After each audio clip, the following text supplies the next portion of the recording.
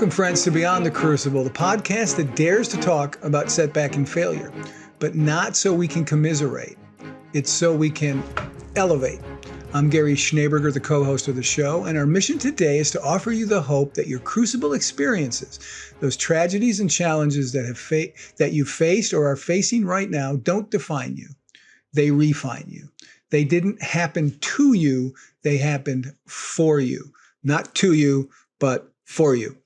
I don't know many people, probably no one, who knows that better than the founder of Beyond the Crucible, the host of this podcast, and my friend, Warwick Fairfax. Warwick, we're coming to kind of a important moment here. This is the 10th episode in our series, 10th and final episode in our series on Crucible Hacks. So we've got a lot of great things to talk about, and I know you're pretty excited about it, and I am as well. Yeah, absolutely. So really looking forward to this last episode in the series, and as you would say, tying all the balloon strings together. Yes. Well, let's get to tying those balloon strings together. This is the final episode of our Crucible Hacks series, in which we've offered you hacks to help you with building blocks of your life of significance. But this episode isn't really about hacks or giving you any more hacks. It's about helping you get the most out of the hacks we've discussed, so you can get yourself on and keep yourself on the path to your own unique life of significance. But before we get to that, Warwick, I thought it would be fun to spend some time kind of walking around inside those hacks that we have laid out. And we have done, over the course of the previous 9 episodes of this series, we've done 19 separate Crucible hacks to help people navigate from tragedy to triumph.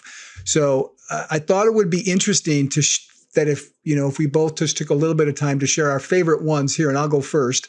So the one that I want to talk about that really moved me when we talked about it and still inspired me, even though when I tell you what it is, listener, you know why I'm not in that category anymore, was from the 4th episode on passions. And it was, the hack was called Meet the Younger You. That's the idea that we had there. And there was a key question that we asked you to consider. And here's a secret.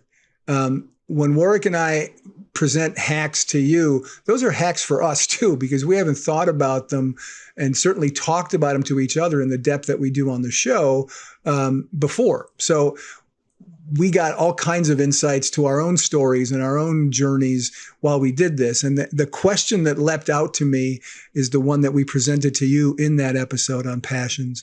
What did you dream of doing when you grew up?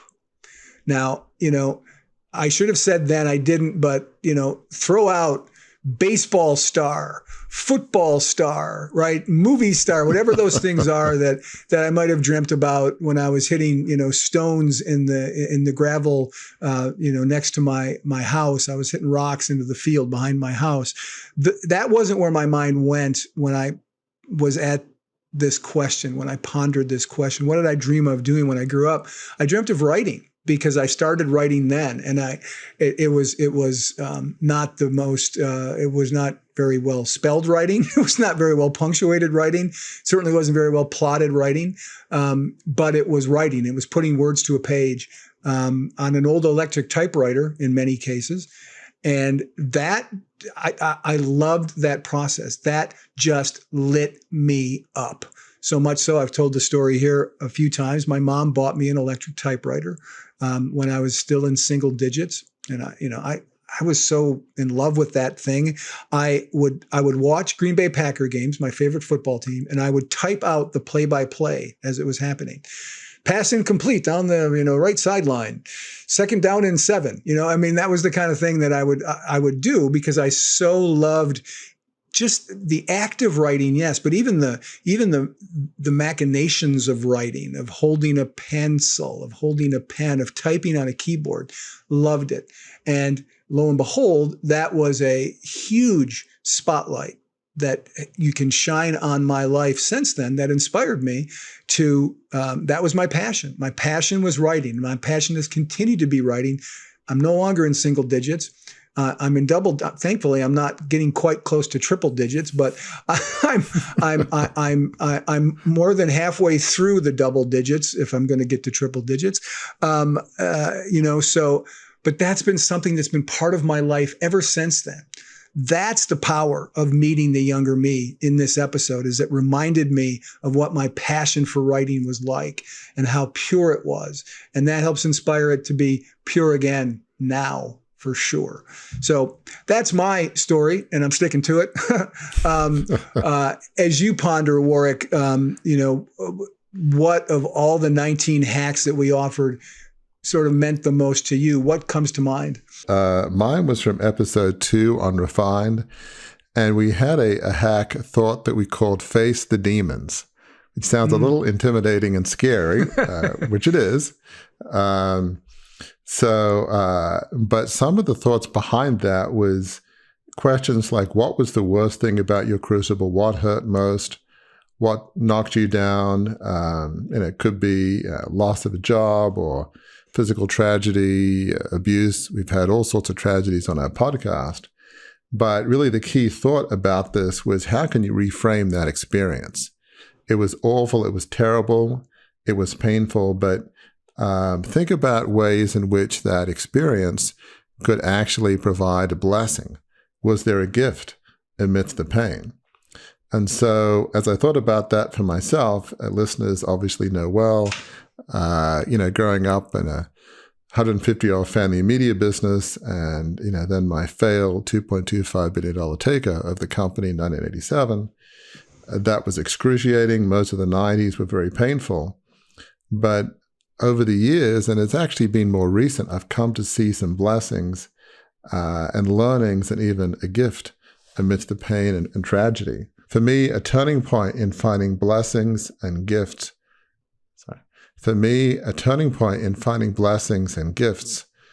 from my crucible experience of losing this massive family company was when I gave a talk in church in 2008. The pastor asked me to give some sermon illustration, and I did, talking about what happened and what I'd learned. And people kept saying to me afterwards, weeks and months later, how much what I said helped them. So that was the step that fueled my desire to write my book, Crucible Leadership, Embrace Your Trials to Lead a Life of Significance. And I thought, if I can write a book that in somehow helps others, then that will be worth going through the pain of writing it. And so I did. It took me years to write it and published it, but that led to the birth of Beyond the Crucible. And so that does, out of that tragedy, those demons, if you will, of losing this family company and letting down my father and great-great-grandfather who founded it, out of that actually did come a blessing, a gift, in which at Beyond the Crucible, I like to think in some small way, we're a force of redemption, of helping people beyond their worst days. So reframing tragedy is really important exercise. Yeah. And we encourage you, listeners, to of those 19 hacks, what one or two stick out for you, and really drive into those as you begin to move in your journey from setback to significance. All right, so let's focus on the three things that will help those who've been with us this whole time put the information they gleaned and hopefully have been writing in their Crucible Hacks notebooks. Make it all happen, as you like to say. That's the title of this episode, Making It All Happen. That's what this is about. It's about putting together those hacks so that you can lead that life of significance, craft that vision, lead that life of significance. Here's the first way that we want you to employ, use the hacks that we've given you. And it's this: write your mission statement, or what we could call your purpose paragraph. Take everything you've learned about yourself, how you're wired, what you're passionate about, what you're good at, and craft a statement that will guide you moving forward as you live your life. It's similar to what companies do all the time. What do they stand for? What do they believe in? How do they serve their customer? This is the same kind of thing. I've done this. I did this well before we started doing this series. I did it a couple years ago. And back here again, I'll say, as I said in another episode on this series, back over my shoulder this way, there is this purpose paragraph, which is up on a wall back there, so I can always have it in front of me. But mine is this, my mission statement, if you will, is this: I am a disciple of Christ who learns from and leans into him as a husband, stepfather, communicator, mentor, and friend, unearthing innovative ways to help those I love and serve find and unleash their unique voices to impact individuals and culture. I say that not to have you do the same thing. Like, yours is yours. I say that to say that's the shape it can take. If I were to diagram this mission statement that I just read, I could find most of the things that we've talked about in the Beyond the Crucible refining process: gifts, talents, passion. Those things are all represented in some way in what I just read. That's what you're after when you craft what we're calling a mission statement or a purpose paragraph. Warwick, how can a mission statement and purpose paragraph like I just read, like we're asking our friends to write, how can that help us as we pursue a life of significance? Yeah, it's a great question, Gary. And yeah, before I kind of talk about my perspective, I would really encourage listeners to just think about what Gary just mentioned. We'll all have our own purpose or mission statements, but notice how he started with his beliefs and values. Who am I as a person? That's the anchor. That's the rock. And he talked about how it relates to other people, as a husband, stepfather, communicator, mentor, friend. And look at the ways he sees how his beliefs and values and gifts and talents can help others. Gary is phenomenal at many things: public relations, writing, communicating, helping, as he puts it so well, unleash the unique voices of others to impact individuals in the culture. Everything that Gary is about is right there in that statement. So yours obviously may well be different, but there are some key elements there that can well serve you as you think about what a mission and purpose statement is. For me, starting more broadly, we need to know our why. Why are we here? What is our purpose in life? What is our vision? That should drive our life of significance. For me and many, if not all, of our guests on our podcast, our mission has grown out of the ashes of our crucible experience. And that fuels and animates our life of significance. It's not true for everybody. For some, maybe their mission grows out of something they wish could be invented or a change they wished could come about. But for so many of us, our crucible experience is the birthplace of our mission, our purpose in life. Maybe it's a rebirth, but it feels that way for many of us. For me, after my failed $2.25 billion takeover of my family's 150-year-old media business, life was grim, especially in the 1990s. What was my purpose in life? What was my mission now? Over the years, I came to see that I could use my story and my crucible experience to help others. My particular mission and vision was birthed during a 2008 talk in church when I spoke about what I'd gone through and some lessons I'd learned from my crucible experience. Somehow, as I mentioned, people weeks and months after said how much this helped them. This led to me writing Crucible Leadership, Embrace Your Trials to Lead a Life of Significance. This in turn birthed Beyond the Crucible. It all came out of that talk in church. So when I look at Beyond the Crucible, it's very personal to me. It's not a business or a nonprofit per se. It's a direct outgrowth of my crucible, of my mission in life. The mission of Beyond the Crucible is to help people not be defined by their worst day, so that they can bounce back and lead, a life of significance, a life on purpose dedicated to serving others. And I want to be a redemptive influence in the lives of others who've been through crucible experiences like mine. And I want to offer them hope. That's my mission with Beyond the Crucible. It's very personal. There's definitely drops of grace and redemption, drops of healing, as I use the pain that I've been through to try to help others. It animates everything I do at Beyond the Crucible. I don't want people to feel like life is over when they've gone through tough times. I want to feel like there's a new mission that they have, a mission that may have come out of that crucible experience. I want to offer people hope. That's everything I'm about at Beyond the Crucible. Well, and that's a good segue into the second point. These aren't hacks. These are more like assembly instructions, right? Of how you assemble all these hacks into a life of significance. The second one that we have here is one reality of pursuing a life of significance, a life on purpose dedicated to serving others, is that it can be a bumpy ride. Crucibles are not usually one and done.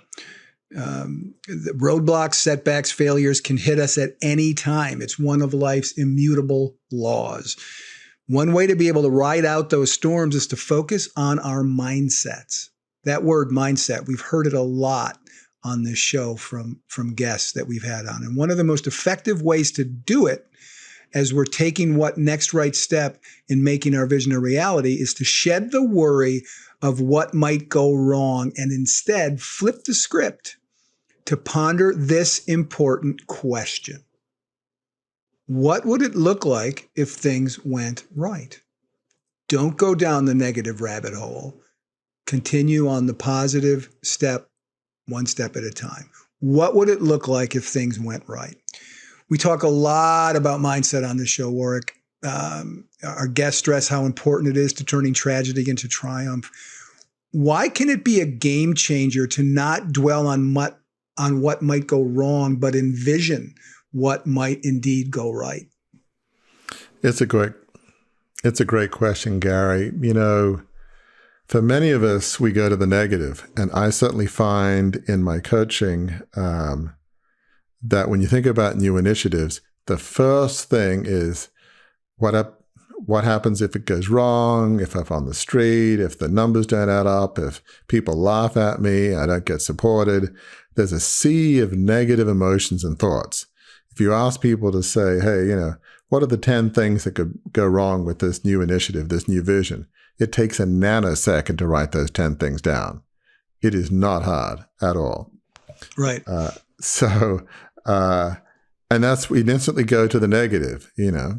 Our friends, our so-called friends and family sometimes say, well, that's a terrible idea. What happens if this and the other happens? And you'll fall flat on your face and people laugh at you. And even our friends sometimes instantly go negative. But, mindset is everything. And we can be so focused on fear. And what if our vision doesn't work out? What if we let people down? What if we fail? We keep focusing on everything that will go wrong. The key is focusing on, but what if things went right? And that's where we need to go back and remember our crucible experiences, how painful that was. And for many people, as I've mentioned, their vision and mission is birthed in the crucible experience. So we will often have this sense that we never want anyone else to feel what we felt or to experience what was done to us. That often fuels our mission and vision. So instead of dwelling on everything that could go wrong, how about reflecting and dwelling on what could go right? Imagine all the people that we could help. Imagine all the people that we could give hope to. Imagine if in some way, even a small way, we could be a force of change in the world. Think about this. Negative thinking won't help. Think about this. Negative thinking won't help anybody. Think about your why. the animating, driving reason you want to pursue your vision. And think about the difference you could make if things went right. That's a great exhortation, and it dovetails somewhat nicely into the third point that we want to make here. Again, not a hack, but assembly instructions for what you can do with the hacks that we've given you, the 19 hacks that we've given you throughout the first 9 episodes of this series. And it all revolves around a word we've used often on this show. We even did an entire series on it, and that word is resilience. It's the secret sauce that keeps roadblocks from becoming permanent. We have an entire worksheet from our Discover Your Second Act Significance e-course with 6 great questions that will help you build up your resilience as you pursue your life of significance. Combined with what you've learned about yourself throughout this series, those questions can help inoculate you against abandoning the path that takes you to and keeps you pursuing your life of significance. Here's just one question on the themes that come from that worksheet to inspire you to not let your next worst day, and let's face it, folks, life has a way of having more worse days. But this is a way to make sure to help make sure that your next worst day doesn't define you. So ponder this when it happens, marshaling all you've come to understand about who you uniquely are, and from this series on Crucible Hacks. Here's the question to ponder. How do I keep going if the initial steps of my vision don't work out? What's the value, Warwick, in keeping that question top of mind when setbacks come? Because they will. That's absolutely right, Gary. I mean, life is tough. It's not easy. It's one thing to form your vision. You've gone through a crucible experience. You have a vision. You're excited. And you begin moving forward. But then you hit a roadblock. You hit a wall. You face setbacks. Right. How do you move forward? You begin to feel overwhelmed. I know I got out of bed and started moving forward. Maybe that was the wrong decision. Maybe it's time to get back under the covers and hide. Maybe it was a mistake to try and come out. What was I thinking? And that's where you really have to go back to your why. You have to think about your original mission, your purpose, the animating driving force behind your vision. Dig deep into your inner soul, into your heart. Why are you doing what you're doing? What is the change that the world needs? Okay, now maybe this particular initiative didn't work out. Okay. Doesn't mean the vision was wrong. Maybe this particular initiative, there were problems with it. Okay, well, what were those problems? What can I learn from it? What are the next steps? Keep moving forward. Try something else. Ask, your fellow travelers, as we call them, those who encourage you. You need encouragement when you hit roadblocks, that's for sure. And ask those who are complimenters, those who have different gifts and abilities than you are, those who have different gifts and abilities than you have. Ask those fellow travelers for advice. And you need to just remember that this is a setback. It's not a defining moment. You need to focus on moving forward, and that original vision, that mission of this change you want to bring to the world, of not wanting others to go through what you've gone through, that will fuel you to get around the setbacks and to move past the obstacles. So just remember, it's not a defining moment, it's a setback. Keep moving forward, focus on the why, your purpose, what's on your heart, to the depths of your soul, and that will, that will propel you forward past the inevitable setbacks that will come your way. Yeah, and hang on to what we've encouraged you to keep throughout this series, folks. Your Crucible Hacks notebook.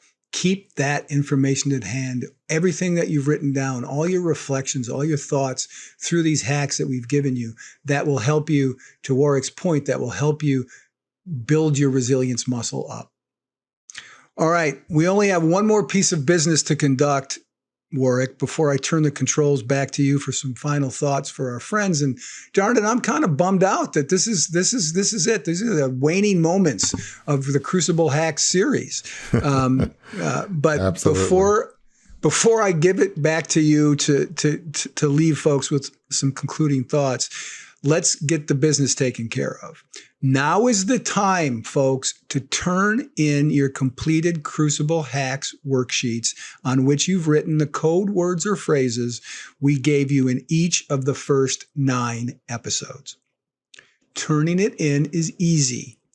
On the worksheet you've downloaded from beyondthecrucible.com, there's a QR code. Scan that and follow the directions to submit your form. If you're one of the first 25 people to get your sheets in, you will receive a signed copy of this book, Crucible Leadership, Embrace Your Trials to Lead a Life of Significance, written by the individual on the other half of my screen, Warwick Fairfax. Speaking of Warwick Fairfax, my final question to you, sir, is this.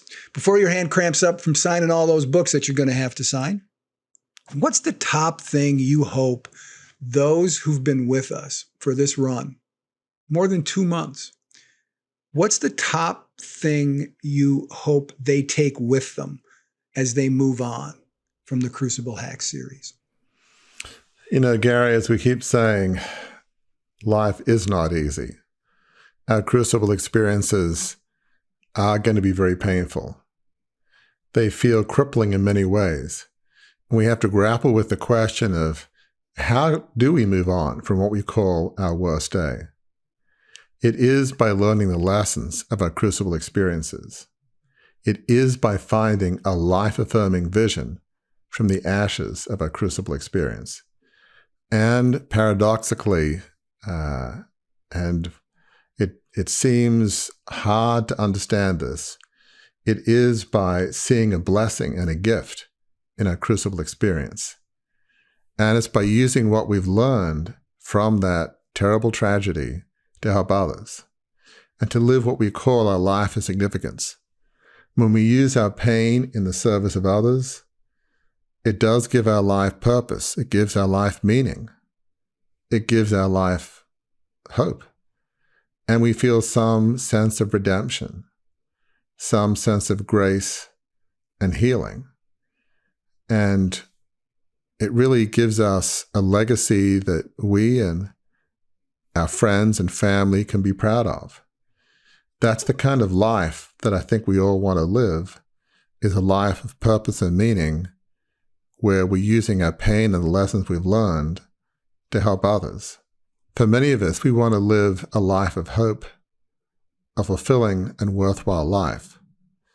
That's what it means. It's learning from the pain of our Crucible experience to serve others in some way, and what we call a life of significance.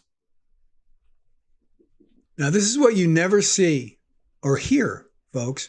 When we wrap an episode, I always do this when it's over, like I'm a film director clapping the end of a scene. I always do that when we end, and that's always after we turn off the cameras. Here I did it because, my goodness, we have put a lot of time, energy, and effort. You have put, listener, a lot of time, energy, and effort into this series. Thank you for that. Thank you for joining us on this journey. Thank you for taking the journey that these hacks are going to lead you on. We're always here. If you have any questions about anything in this series, send us an email at info@beyondthecrucible.com.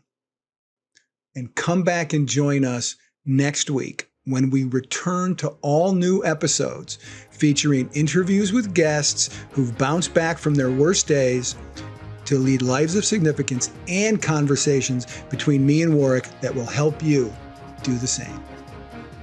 If you enjoyed this episode, learned something from it, we invite you to engage more deeply with those of us at Beyond the Crucible. Visit our website, beyondthecrucible.com, to explore a plethora of offerings to help you transform what's been broken into breakthrough. A great place to start? Our free online assessment, which will help you pinpoint where you are on your journey beyond your crucible and to chart a course forward. See you next week.